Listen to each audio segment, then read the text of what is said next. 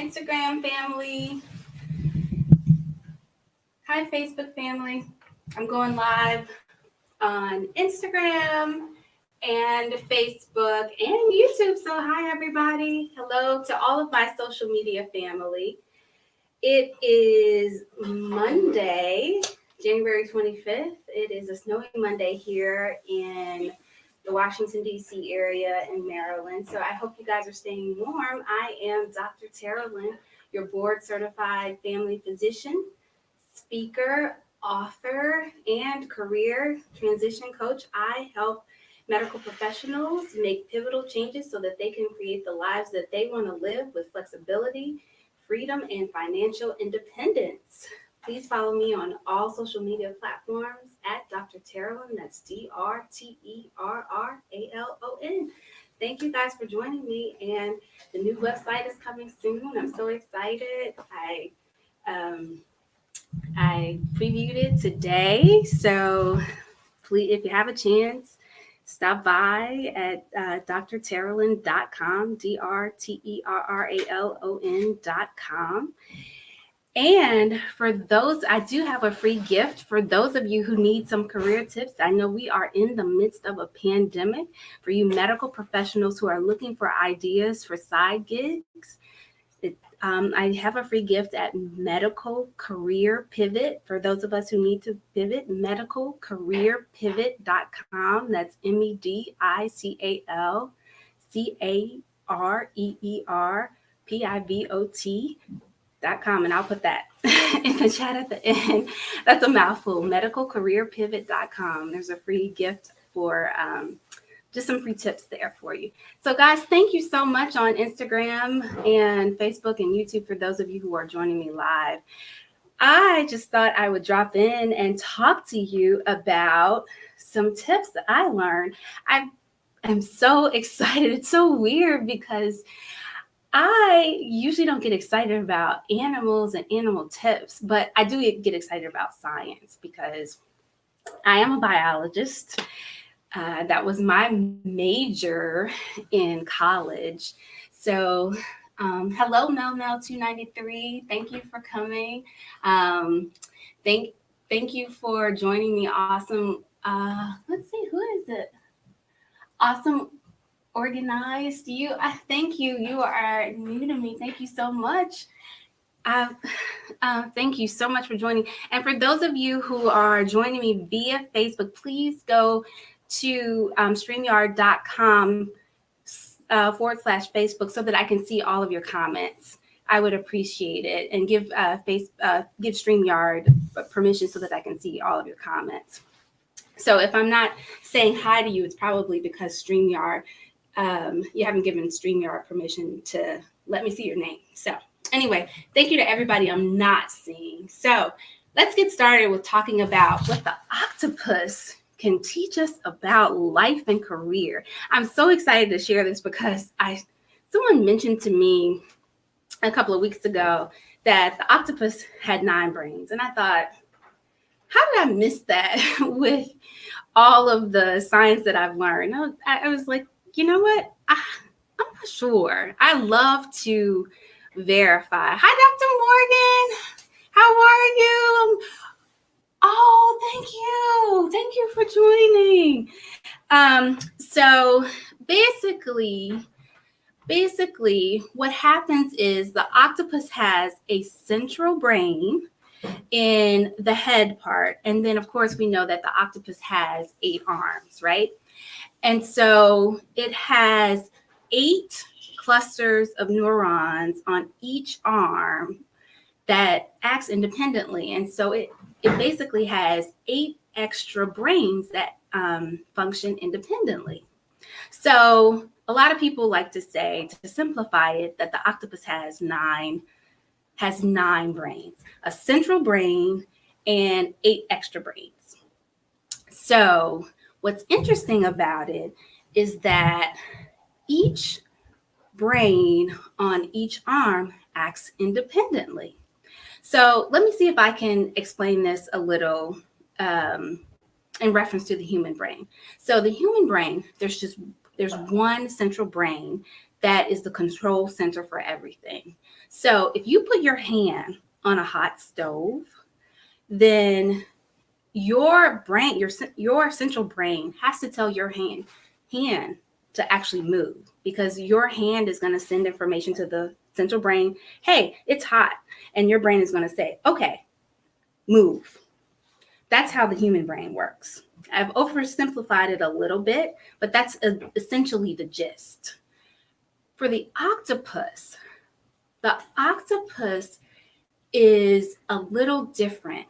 On each arm, that each mini brain operates independently. So each brain actually controls movement for that arm. So the central brain is not controlling each arm. Each arm is being controlled by the brain on each arm, or that cluster of neurons. And so what's fascinating about it is the octopus doesn't always know. This is the other thing. The octopus has 2 eyes and 8 arms. It doesn't always know where each arm is.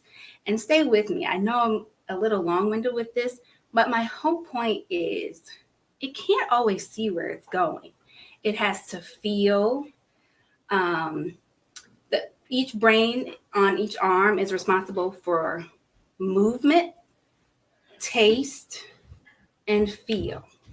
And so what I'm essentially saying is the octopus has to experience a lot of times where it's going, even before it knows or where it sees where it's going. And so it has to actually trust where it's going before it actually sees it. And so a lot of times what I'm saying is sometimes we have to trust the process.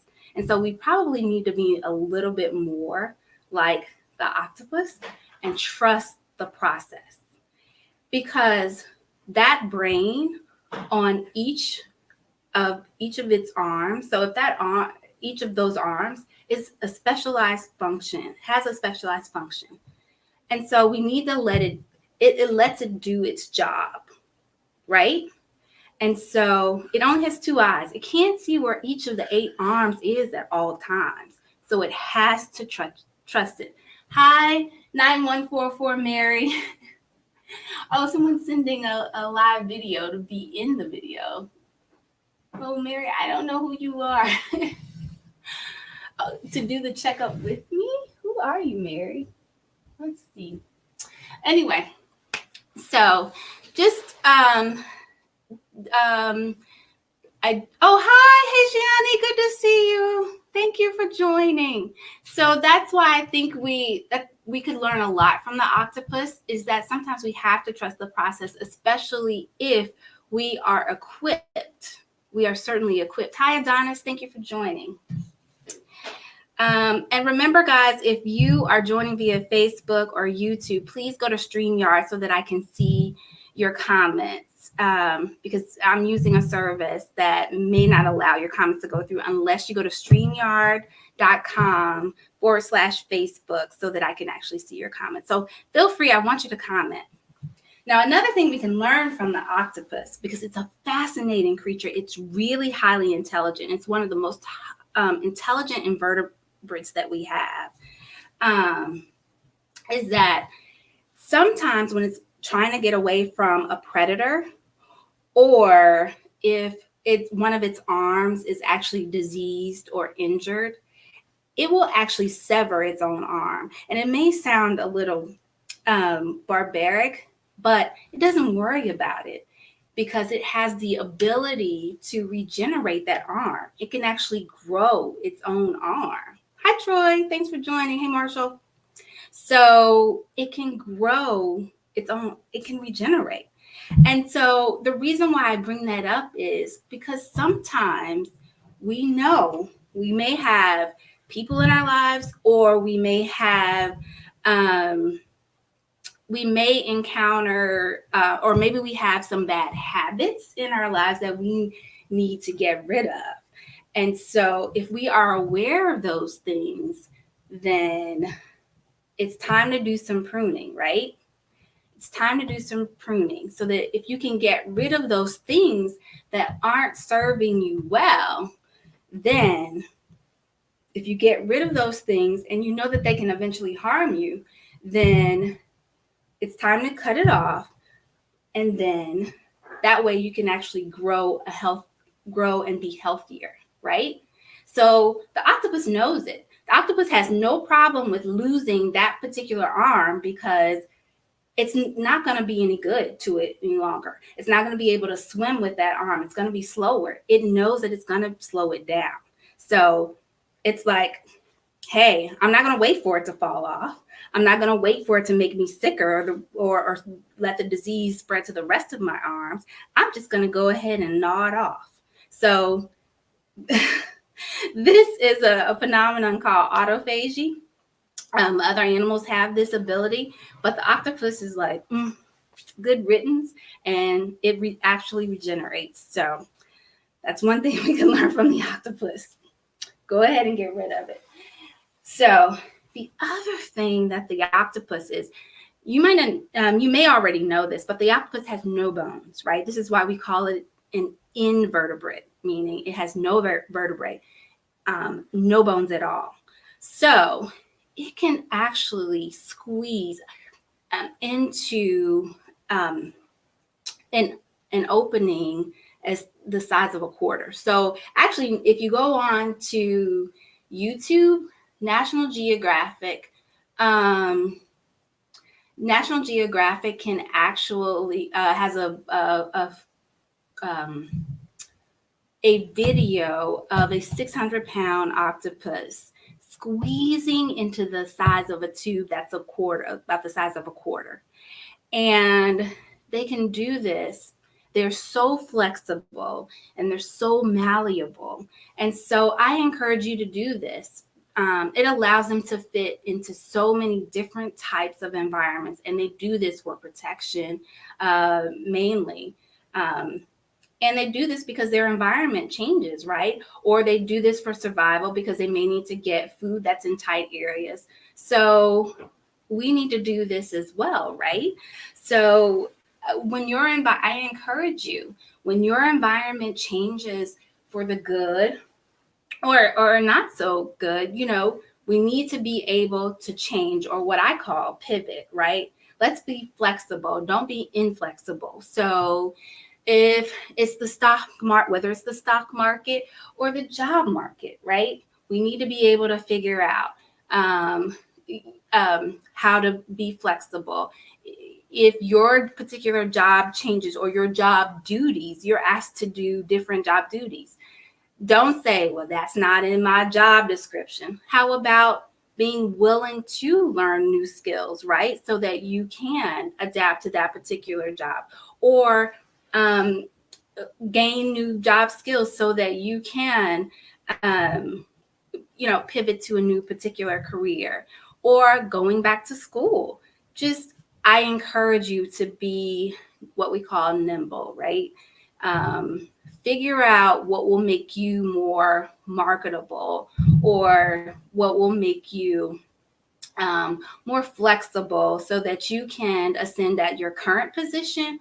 Or if you desire to be your own boss, figure out what that is. Figure out what will make you the most versatile, the most flexible, because I guarantee that will increase your survival skills, whether it's personal or whether it's in business. Okay. All right. And then the last tip that I wanted to give you was that in reproduction with the octopus, the male octopus dies shortly after it mates. So, and I know that I'm giving you this whole biology lesson, but I'm just fascinated. So the male octopus deposits sperm into the female, and shortly after that, it dies. Okay, so that's mainly its purpose, to reproduce. All right, and then the female octopus, she dies shortly after her eggs hatch. So I say all this to say the baby octopus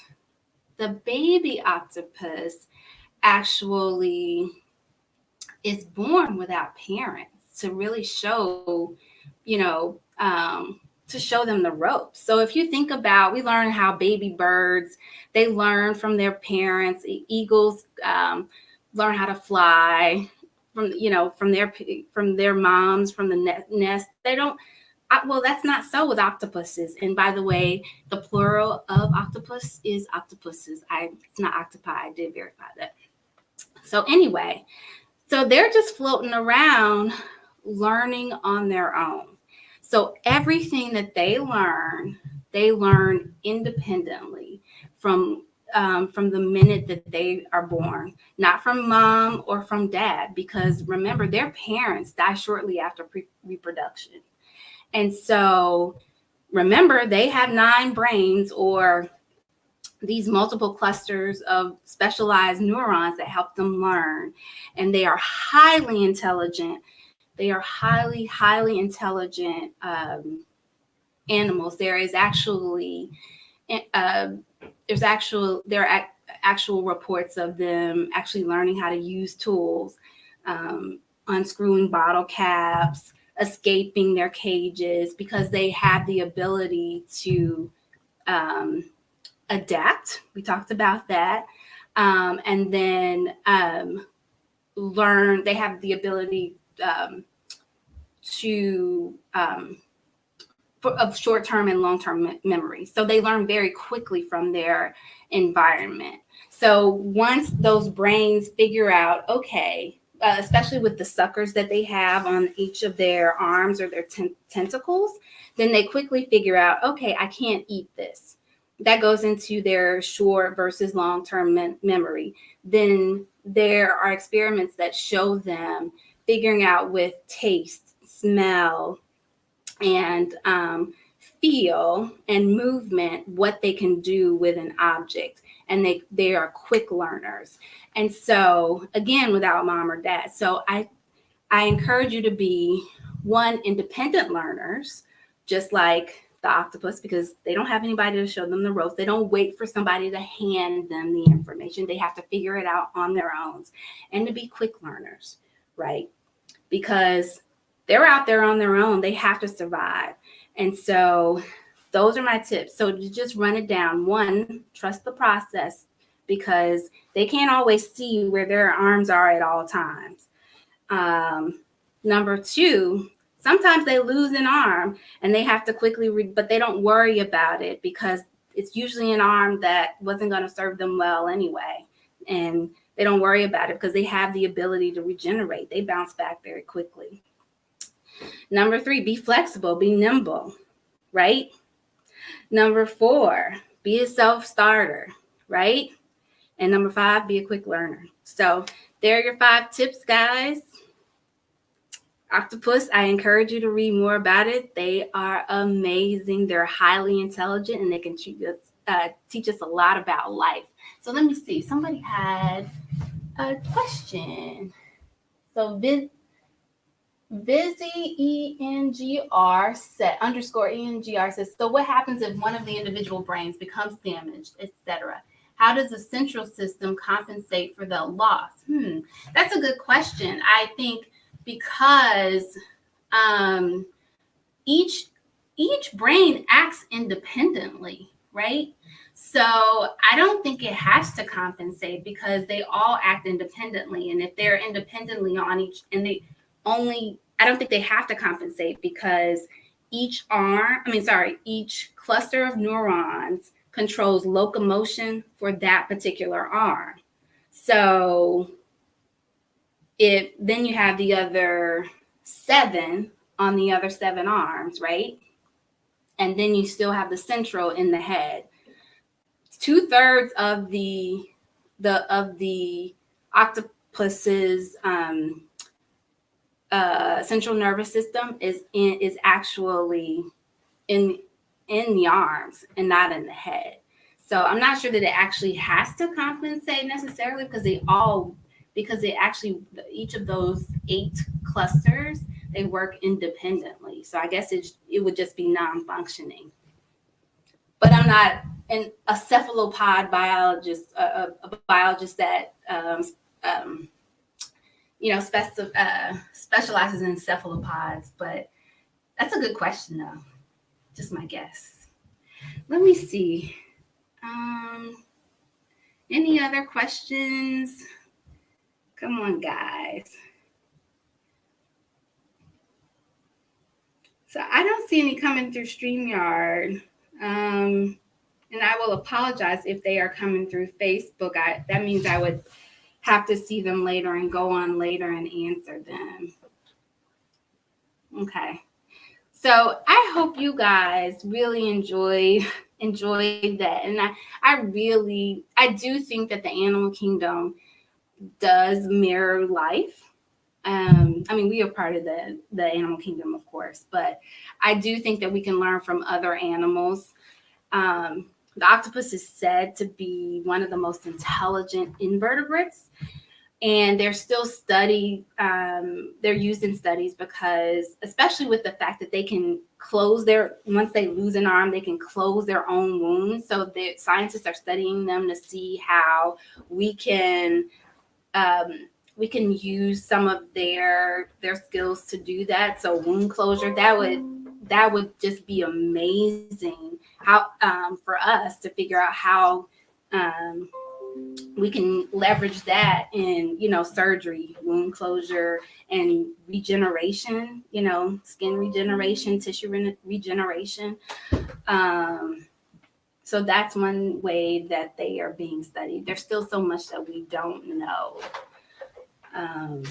So I find them to be another fact that I thought was amazing. We're a lot alike, is especially people of color, is that I didn't talk about the fact that they squirt ink, but if you can guess, the dominant pigment in the ink is actually melanin. So I was like, fun fact.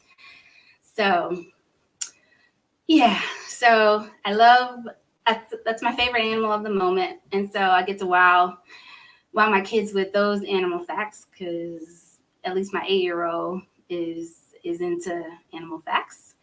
And with that, I will bid you guys adieu. I hope you can use that. So I will just say, if there's anything that you are interested in, set those goals. But like I said, trust the process and make sure that if there is any bad habit or element that's surrounding you, then make sure you're pruning and weeding out those things that are not serving you well, right? Make sure you are flexible, that you are open, right? You are open to possibilities, right? Because that will make you more marketable. That will lengthen your survival at that particular at that particular place of employment, or even if you want to be your own boss. I think that will also make you more attractive to more clients as well. And you want to also be a self-starter, a go-getter, and you want to be an independent learner, right? So with that, I think you're all set. I'm Dr. Terrell, your board-certified family physician, speaker, author, and career coach.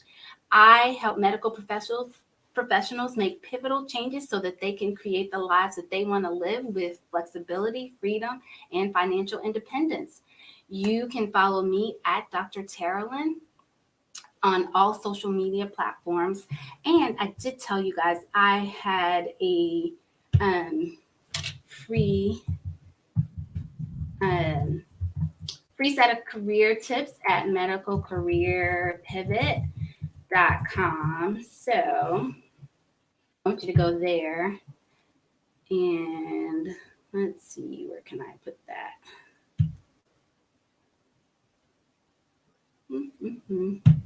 So I want you to go there. How about I actually spell it right? Hold on. Let me edit it.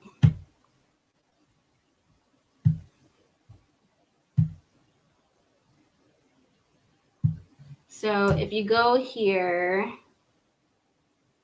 I'm going to save it. So if you go to medicalcareerpivot.com, go there.